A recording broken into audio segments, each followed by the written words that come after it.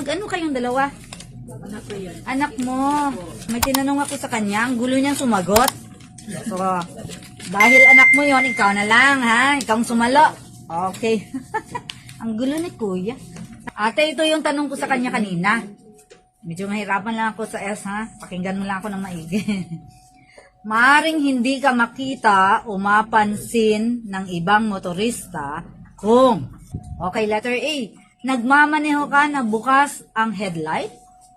Letter B, nagmamaneho ka kasabay ang ibang mga motorsiklo. O letter C, nagmamaneho ka sa gilid ng sasakyan. Oh, mother dear, anong tamang sagot doon? Yung sa huli po. Letter C. Tama. Oh, makinig ka kay mama mo, kuya. Ha? Letter C, nagmamaneho ka sa gilid ng sasakyan. Lalo na kung motorsiklo. Oh, hindi ka talaga mapapansin or malaking sasakyan tapos nasa gilid ka.